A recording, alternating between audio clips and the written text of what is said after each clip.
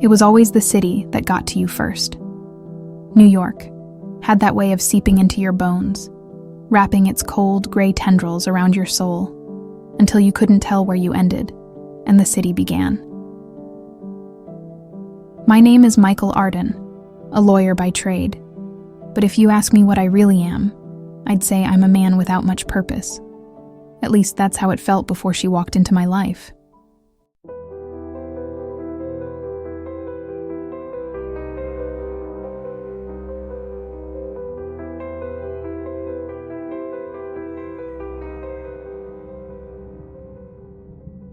Before her, I was just another suit in the crowd, drowning in an endless sea of cases, clients, and paperwork. I wasn't always this jaded. There was a time when I believed in the law. I started out idealistic, working long nights for clients who could barely afford my fees. I wanted to make a difference, fight injustice, the whole 9 yards. But New York has a way of chewing people up and spitting them out, and somewhere along the line, I became numb. I still remember the case that broke me. It was 2014, a messy murder trial. My client was guilty as sin, but it was my job to defend him. That's the system, innocent until proven guilty. Only I did too good of a job. He walked free. A week later, he killed again. Her name was Lucy, 19 years old, bright future ahead of her, strangled in an alley like she was nothing. The guilt of that acquittal has followed me ever since, a dark shadow I can never quite shake. After that, I stopped caring. The cases rolled in, and I did my job, never really questioning the consequences. I found myself chasing distractions in the forms of expensive whiskey, dimly lit bars, and fleeting company. It was in one of those very bars, on a night not unlike the rest, that I first saw her. That night, the rain was coming down hard, a typical noir scene straight out of a detective novel. The clock read just past 10 p.m., and I was nursing my third glass of bourbon, watching the neon signs reflect in the puddles outside. That's when she walked in. At first, I thought she was a vision, someone too ethereal, too beautiful to exist in a place like this. Her face was something out of a dream. Sharp, high cheekbones that caught the dim light, with full lips that seemed perpetually poised between a smile and a secret. Her skin was pale, almost luminous against the shadows of the bar, and her eyes, deep, stormy gray, had a magnetic quality, drawing you in without effort. Framing her face was long, flowing black hair that cascaded down her back in soft waves, still damp from the rain outside. It clung to her skin in delicate strands, adding a hint of wildness to her otherwise graceful appearance. She moved with the grace of someone who had long since forgotten the burden of gravity, her every step measured and fluid. Her black trench coat was slick with rain, and her dark hair clung to her face. But it was her eyes that caught me. Deep, stormy gray, like the city at its darkest hour. I couldn't look away. It felt as though the world outside had dimmed. The noise of the bar dulled, and for a moment, it was just her. I was a man without much to live for, or so I thought. But in that instant, something flickered inside me. A spark I hadn't felt in years. She didn't notice me at first. She strode across the room, her presence commanding attention, and ordered a drink at the bar. She didn't even glance in my direction, and yet I found myself completely captivated by her. I knew I had to say something, do something to catch her attention. But for the first time in years, I felt something unfamiliar. Fear. The fear of rejection. Fear of stepping into something unknown. I sat there, rooted to my seat, heart racing in a way I hadn't experienced since my younger days. She sat at the bar, alone, sipping her wine, the red liquid swirling in her glass as if it held some hidden secret. She looked fragile, almost as though she might shatter at the slightest touch. But there was an intensity about her, something raw and dangerous simmering beneath the surface. Finally, I gathered the courage to approach her. It wasn't like me to be nervous, but there was something about her that made me feel vulnerable. I leaned against the bar next to her, cleared my throat, and offered a casual, "Buy you another?" She turned, slowly, those storm-gray eyes locking onto mine. For a moment, I wasn't sure if she'd respond, but then her lips curved into a faint smile, one that didn't quite reach her eyes. "I'm not in the habit of accepting drinks from strangers," she said, her voice soft, lilting, but with a sharp edge to it. "But I suppose you can call me Lena." Lena. The name suited her, mysterious and beautiful. I introduced myself, and we began to talk. It wasn't long before I found myself completely enthralled by her. There was something about Lena that made the world around us blur, made everything else seem insignificant. The conversation flowed easily, as though we had known each other for years. She told me she was a ballerina. Of course she was. It made perfect sense. Her grace, the way she carried herself, it all clicked into place. She performed at the Metropolitan Opera House, a fact that seemed to both excite and burden her in equal measure. Her story fascinated me, but she was careful, so careful, to reveal only fragments. Every time I pressed for more, she'd deflect, a subtle shift in conversation that left me both intrigued and unsettled. Yet, I couldn't walk away. There was a magnetic pull between us, something dark and irresistible. As the night wore on, I found myself talking more than I usually did. I shared pieces of myself I hadn't spoken of in years, the guilt I carried, the cases that haunted me. She listened, not with sympathy, but with something closer to understanding. Like she knew what it was like to be haunted by the past. By the time we left the bar, the rain had stopped, leaving the streets slick and glistening under the dim streetlights. I walked her home, down winding streets and past sleeping buildings. The air was thick with the scent of wet pavement and something else. Something electric, alive, as though the city itself was holding its breath. When we reached her building, she turned to me, her eyes catching the light just right, and for a second, I thought I saw something strange in them. A flicker of something dark, something almost predatory. "Good night, Michael," she said softly, her voice like velvet.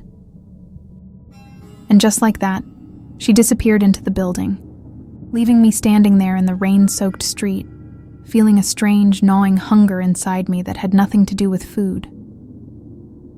Little did I know, meeting Lena that night was just the beginning of something far darker than I could have ever imagined. I don't know what compelled me to seek her out again, but after that night, Lena occupied my thoughts like a relentless fog I couldn't shake. Every case I took on, every document I reviewed, her image lingered just beneath the surface, like a melody playing faintly in the background of my mind. I began going back to that same bar more frequently, hoping to see her again, and after a few nights my persistence paid off. She appeared, just as mysteriously as the first time, slipping in through the door as though the shadows themselves had spat her out. This time, when she saw me, her lips curved into that faint smile again, a smile that was becoming intoxicatingly familiar. Over the next few weeks, we began seeing each other more often.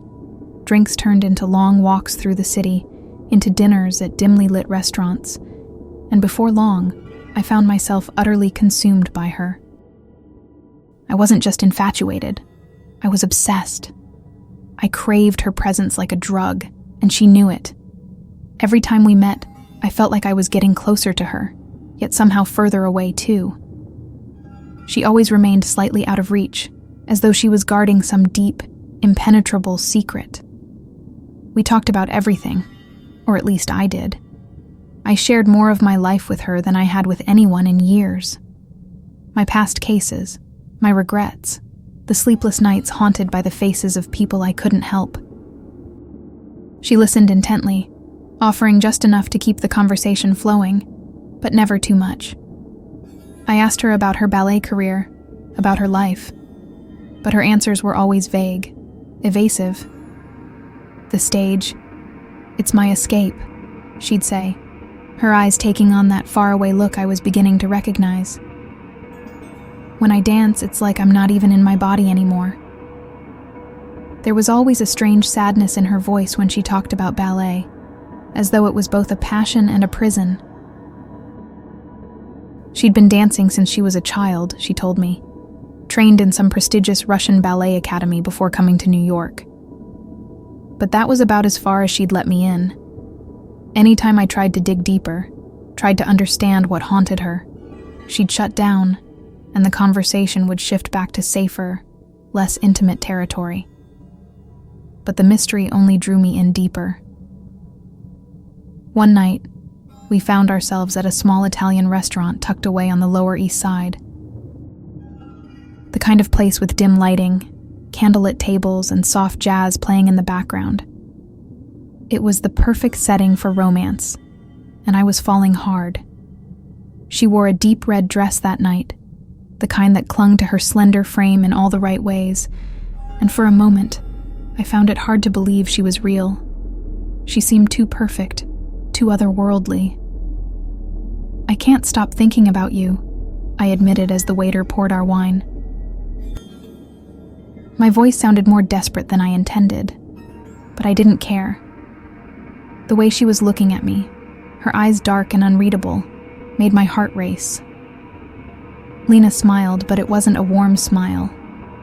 There was something almost cold about it, something that sent a shiver down my spine. "Is that so?"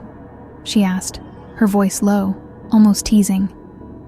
She took a sip of her wine, her gaze never leaving mine. "And what is it about me that's gotten under your skin?" I hesitated, suddenly feeling exposed, vulnerable.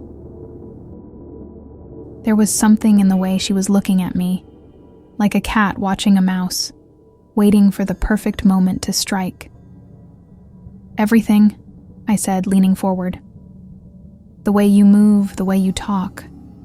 I feel like I've known you forever, but at the same time, you're still a mystery." Her eyes flickered with something, amusement, maybe, or something darker. She leaned in closer, her face inches from mine. I could feel the warmth of her breath against my skin, and it took everything in me not to close the distance between us and kiss her right there in the middle of the restaurant. "Some things are better left a mystery, Michael," she whispered, her voice soft, yet carrying an unmistakable edge. "Are you sure you're ready for the truth?" The question caught me off guard. There was something strange in the way she said it, something that sent a chill down my spine. For a moment, I wasn't sure if she was being playful or serious, but before I could respond, she leaned back in her seat and smiled, the moment gone. We left the restaurant shortly after, and as we walked through the narrow streets of the city, hand in hand, I couldn't shake the feeling that I was stepping deeper into something dangerous, something I didn't fully understand. Our relationship moved quickly after that. Every night with Lena felt like a fever dream, a blur of passion and intensity. I was no longer the man I had been before I met her. She had awakened something inside me, something primal and uncontrollable. I stopped caring about my work, started losing focus on my cases. All that mattered was being with her. But there were moments, small, fleeting moments, when I'd catch glimpses of something strange, something wrong. Like the time I saw her reflection in the mirror of her apartment, and it looked distorted, as though the person staring back at me wasn't quite her. Or the night I noticed that her skin, usually so flawless and radiant, seemed almost translucent under the moonlight, veins visible just beneath the surface, pulsing with something dark and unsettling. I didn't ask questions, though. I didn't want to know. I was too far gone, too consumed by my desire for her. And she seemed to know that, playing into it, pushing me further and further until I could barely think straight anymore. One night, after yet another evening of wine, whispers and promises of things left unsaid, she took me to see her perform at the Metropolitan Opera House. I had never been to a ballet before, but watching her move on stage was like watching something divine. She floated across the stage, her every movement a symphony of grace and power. But there was something else in her performance that night, something dark and hypnotic, like she was pouring every bit of herself into the dance. When the curtain finally fell and the applause erupted around me, I could barely breathe. She was more than just a ballerina. She was something otherworldly, something not entirely human. Afterward, I met her backstage. She was glowing with sweat, her chest heaving from the performance, and yet there was a strange emptiness in her eyes. "Do you see me now?" she asked, her voice barely above a whisper. I didn't answer. I couldn't, because in that moment, I realized that whatever Lena was, I wasn't sure if I wanted to know the full truth. But it was too late. I was already in too deep. It was a cold night in December when I finally uncovered the truth, or rather, when the truth revealed itself to me. I hadn't planned on stopping by Lena's apartment that evening, but something had been gnawing at me all day. A nagging feeling that something was off, that there were pieces of her life I wasn't seeing. The strange, fleeting moments when her reflection didn't quite match. The unnerving way she talked about dancing as if it were both a salvation and a curse. I arrived at her apartment unannounced, my hands shoved deep into the pockets of my coat, my breath visible in the chilly night air. Her building was quiet, the kind of old pre-war structure that had seen decades of secrets and sorrow. The streets outside were slick with rain, the city sounds muffled by the fog that clung to the narrow alleyways like a specter. I knocked, expecting her usual soft voice to answer from the other side, but there was no response. I waited, knocked again, harder this time. Still nothing. Anxiety gnawed at me, that same strange unease from before settling deep in my gut. Without thinking, I tried the door. It was unlocked. As the door creaked open, I stepped inside, the scent of old wood and faint perfume hitting me immediately. The apartment was dim, lit only by the soft glow of a lamp in the corner. I called out her name, but there was no answer. My heart was pounding in my chest now, an unsettling rhythm that matched the growing sense of dread gnawing at the edges of my mind. I moved deeper into the apartment, my footsteps soft against the hardwood floor. Everything looked as it always did, elegant, tasteful, the kind of place you'd expect from someone as graceful and mysterious as Lena. But something felt wrong. The air felt heavier, thicker, like the room itself was holding its breath. And then I heard it, a faint sound, like a soft gasp, coming from behind the closed door of her bedroom. My hand hovered over the doorknob, trembling. A part of me wanted to turn around, leave, pretend I hadn't heard anything. But another part of me, the part that had been consumed by my obsession with Lena, needed to know. I needed to see her, to understand whatever it was that she'd been hiding from me. I pushed open the door. What I saw inside froze me to the spot. Lena was there, but she wasn't alone. She was kneeling on the floor beside the bed, her back to me, her body hunched over something. No, someone. My eyes adjusted to the darkness, and I realized with a sickening lurch that it was a man, a stranger, his body limp, his face pale and drained of color, his eyes wide open in terror but utterly lifeless. And Lena was feeding on him. Her mouth was pressed to his neck, her body shuddering with each deep, ravenous gulp. Blood dripped from her lips, dark and viscous, staining her delicate hands and the floor beneath them. The man was beyond saving, his body an empty husk, and she was consuming him, devouring him with an intensity that was both horrifying and mesmerizing. I wanted to scream, to run, to do anything but stand there frozen in place. But I couldn't move. My body refused to respond, paralyzed by the gruesome sight before me. The woman I had fallen for, the woman who had wrapped me in her mystery and grace, was a monster. After what felt like an eternity, she finally lifted her head. Her lips were smeared with blood, her eyes glowing faintly in the dim light, not with warmth or love, but with hunger. Pure, unrelenting hunger.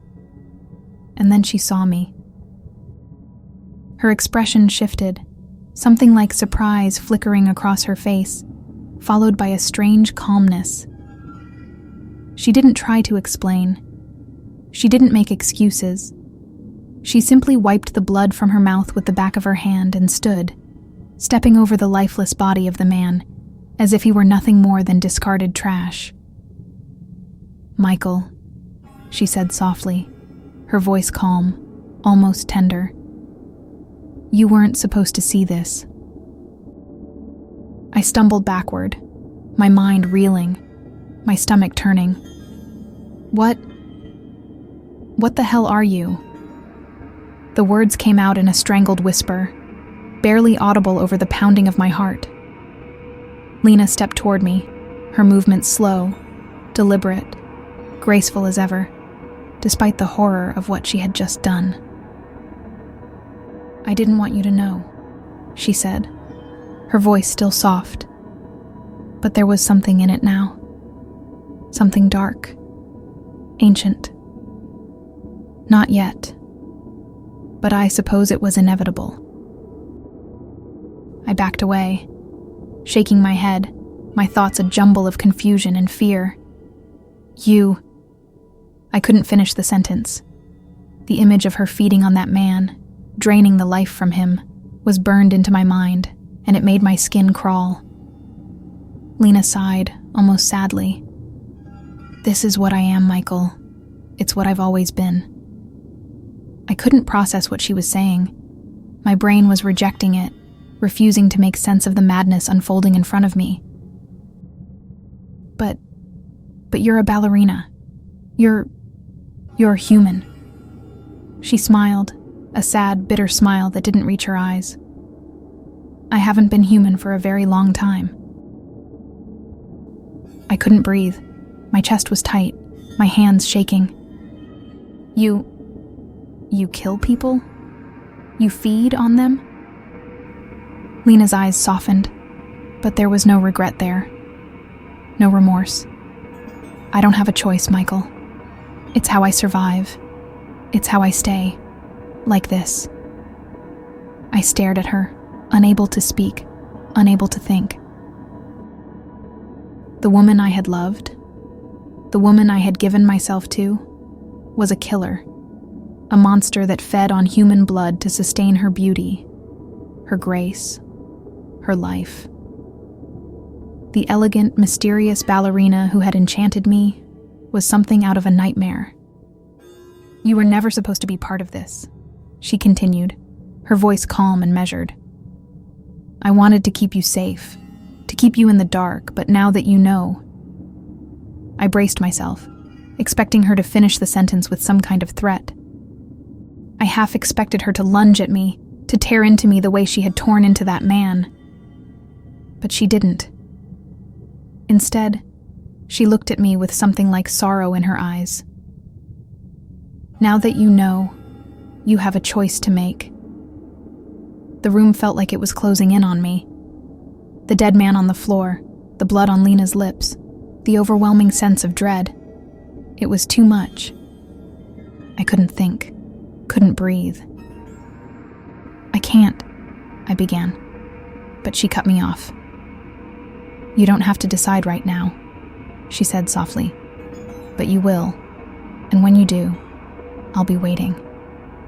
With that, she turned and disappeared into the shadows of the room, leaving me standing there, alone, with the dead body at my feet and the weight of her dark secret crushing down on me.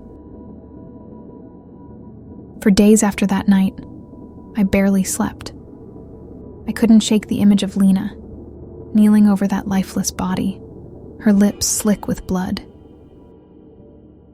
Every time I closed my eyes, it was there, vivid and grotesque, replaying in a relentless loop.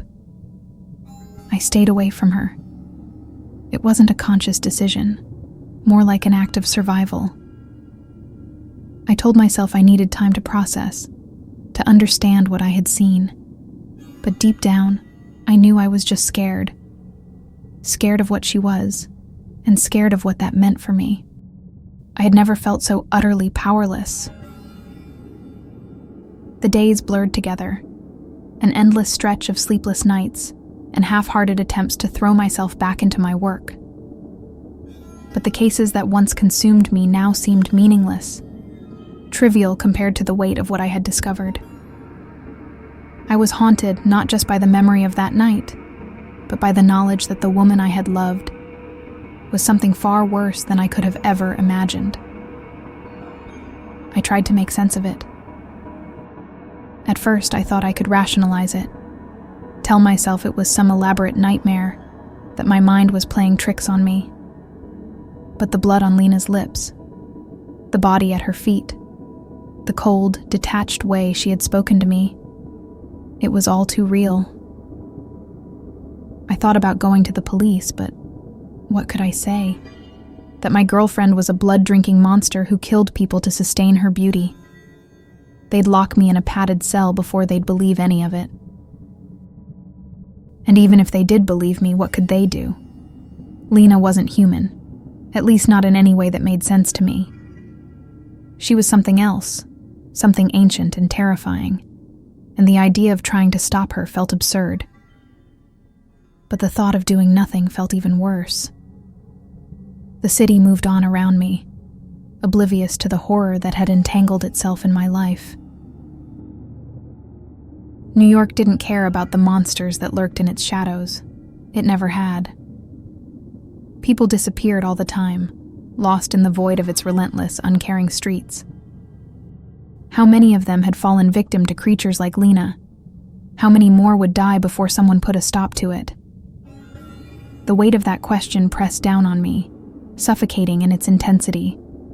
And no matter how hard I tried to pretend everything was normal, I knew that the moment I walked out of that apartment, I had crossed a line. There was no going back. It wasn't long before Lena reached out to me. A text, simple and direct. "We need to talk." I stared at the message for what felt like an eternity, my hands shaking. Part of me wanted to ignore it, to block her number and never look back. But the other part, the part that still longed for her, the part that was consumed by her mystery, couldn't resist. We met at a small cafe on the outskirts of the city, far from the bustling streets of Manhattan.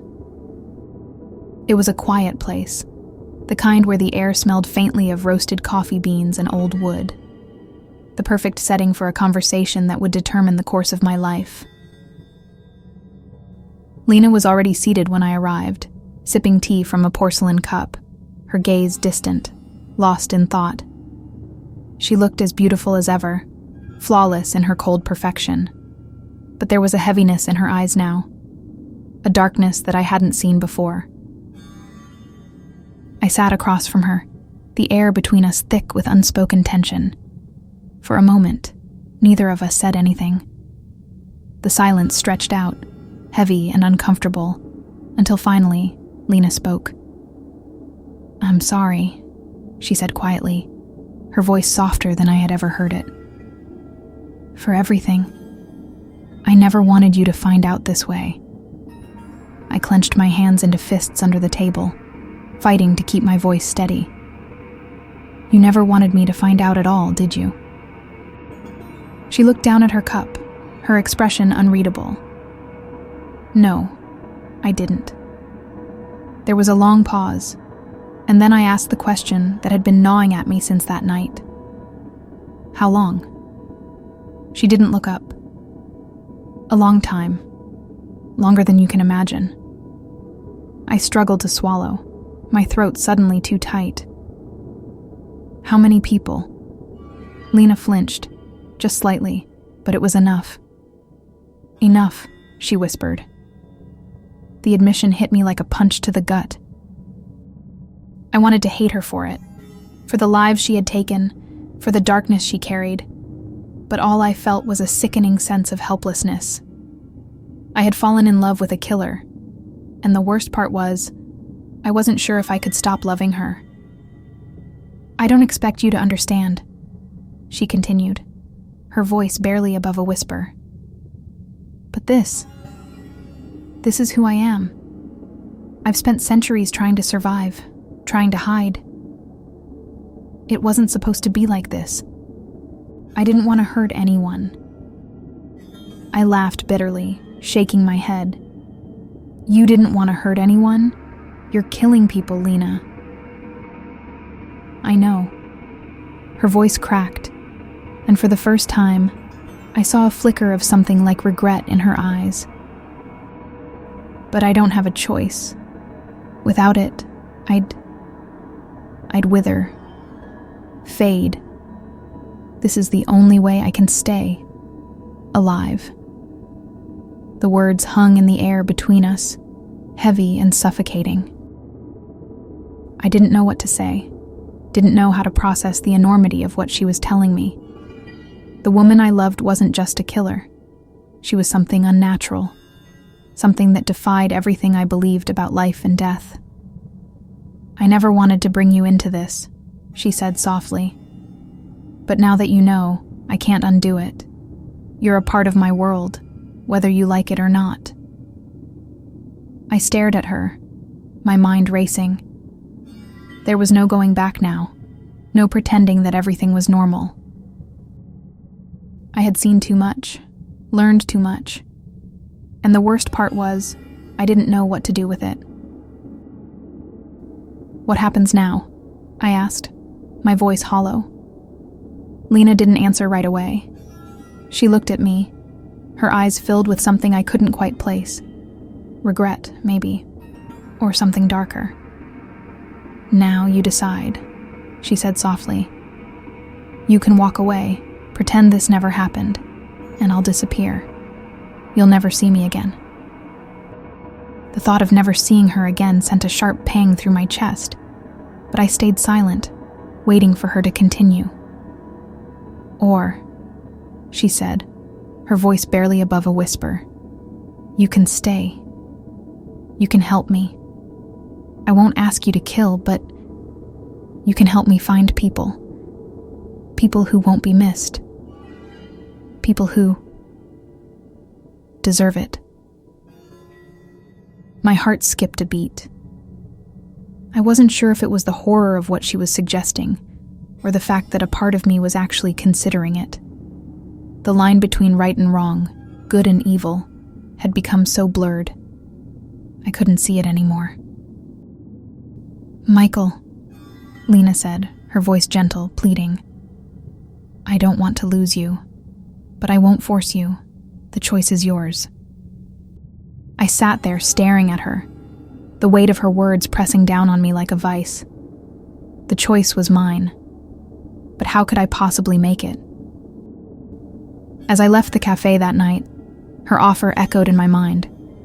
Help her or walk away. A life of darkness and blood, or a life without her. I didn't know which was worse. The days that followed were a blur of confusion, dread, and an overwhelming sense of dread. I avoided Lena. I avoided her calls, her messages, even though a part of me still longed for her. I wasn't ready to face her again, wasn't ready to make the decision that would either tether me to her darkness or sever her from my life forever. But avoiding her didn't make the choice any easier. If anything, it only deepened my despair. I tried to throw myself back into work, hoping that the grind of my law practice would distract me. But no matter how many files I buried myself in, no matter how many cases I took on, nothing could silence the echo of Lena's words in my mind. People who won't be missed. People who deserve it. I'd never thought of myself as a moral crusader. Hell, I'd let plenty of guilty men walk free in my time. That was the job. But this was different. Lena wasn't talking about bending the law or finding loopholes in a flawed system.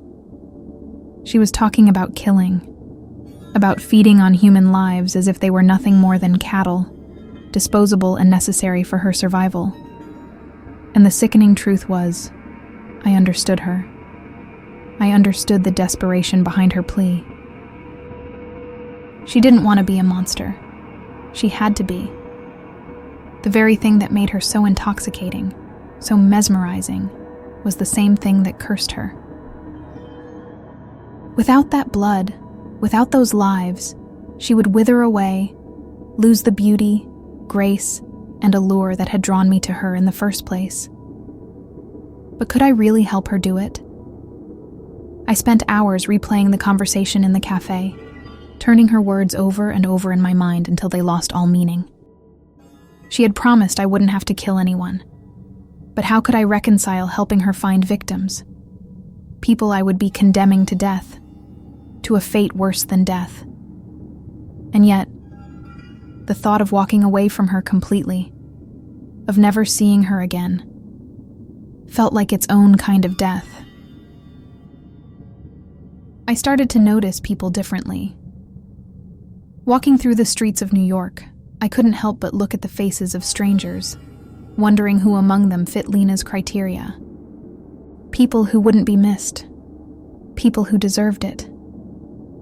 I began to see the underbelly of the city in a new light.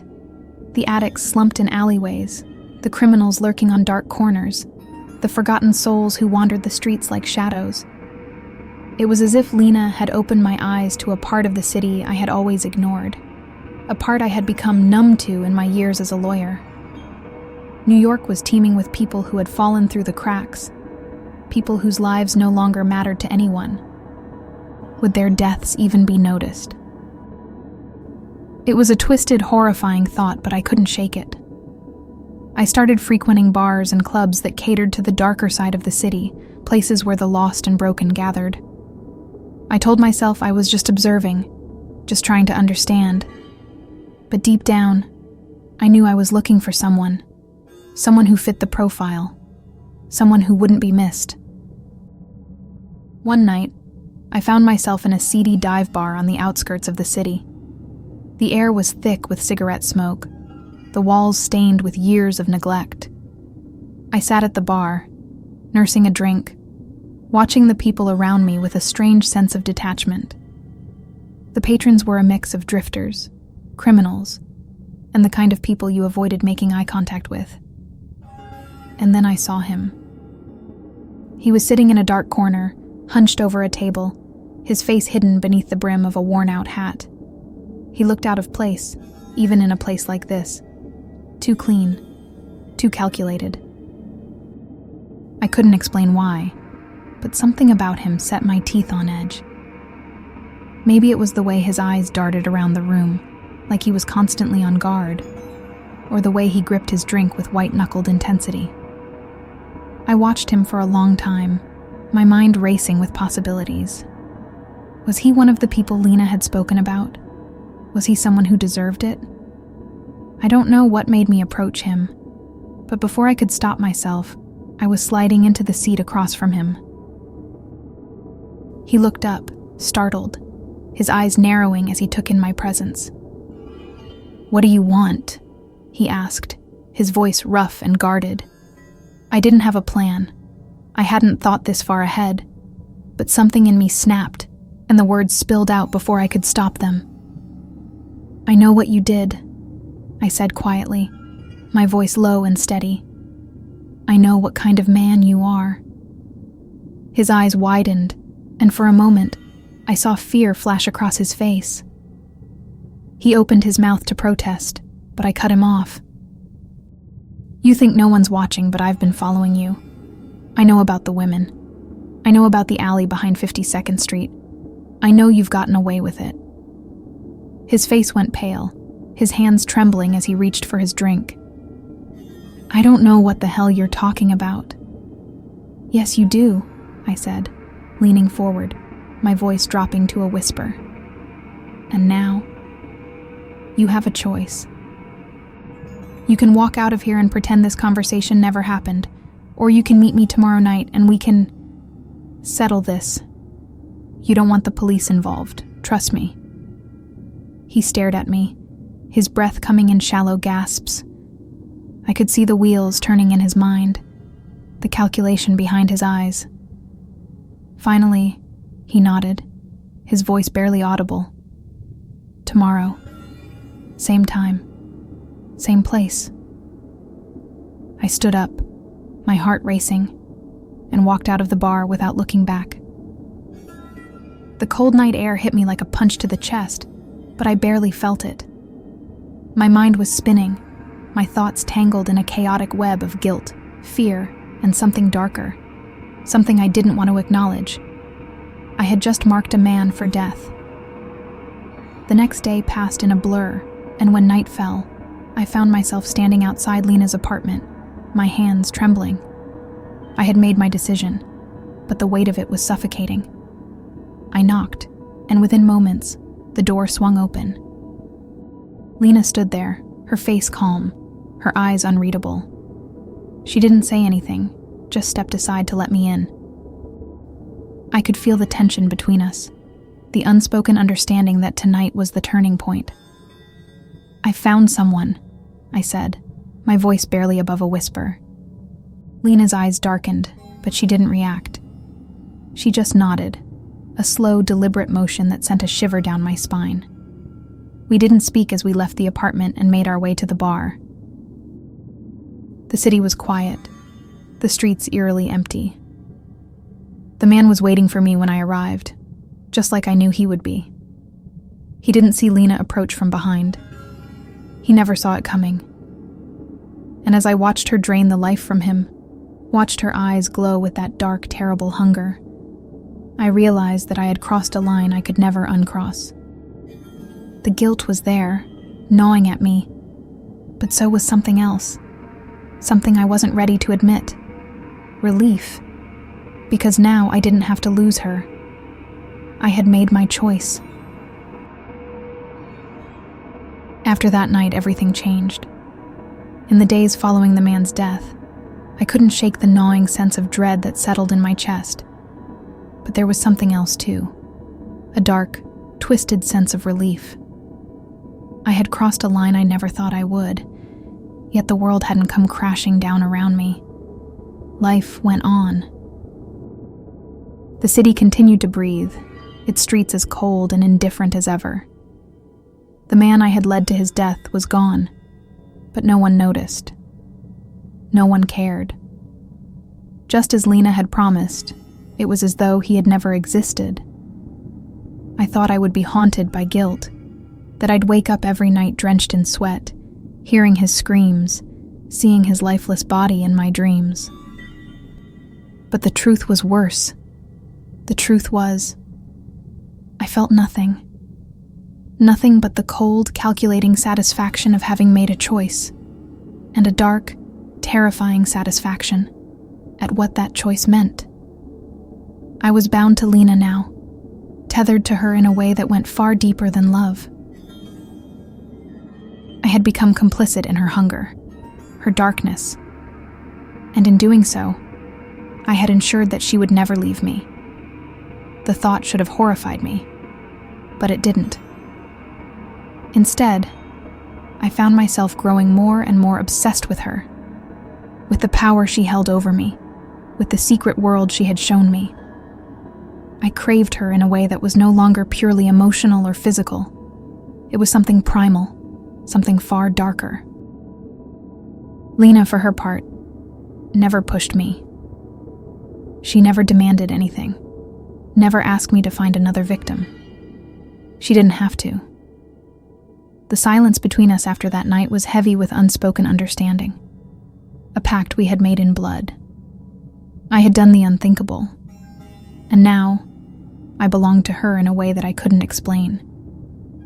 Weeks passed, and our relationship deepened in ways I hadn't thought possible. We spent more time together, but it wasn't the same as it had been before. There was no pretense anymore, no facade of normalcy. Lena stopped hiding who she was around me, and in some twisted way, it brought us closer. I watched her as she danced in the dim light of her apartment, her movements graceful and ethereal, but there was always an edge of something dark lurking beneath the surface. A hunger that I could now see clearly, a hunger that was as much a part of her as her beauty and grace. Sometimes in the dead of night, she would whisper to me about her past, about the centuries she had lived, the countless lives she had taken. She spoke of a time long before New York, before the world as we knew it even existed. Her voice was soft, almost wistful, as she recounted tales of ancient cities, of kings and queens who had long since turned to dust. She had been many things in her long life, a dancer, a lover, a killer, but always, she had been alone. "I've never had someone stay," she confessed one night, her voice barely audible in the dark. "They always leave, or I leave them. It's safer that way." I lay beside her, the weight of her words sinking into me like a stone. I wanted to tell her that I wasn't like the others, that I would never leave, but the truth was, I wasn't sure if I was staying because I loved her, or because I was terrified of losing her. The line between love and fear had blurred so completely that I couldn't tell the difference anymore. Lena's hunger became a constant presence in our lives, something that could never be ignored.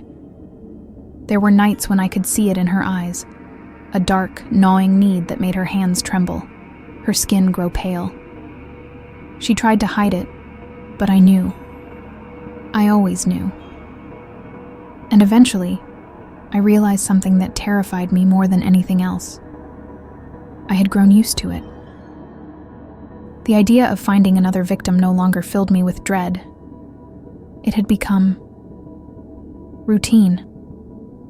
I told myself that I was only helping her survive, that these people, these forgotten souls, didn't matter.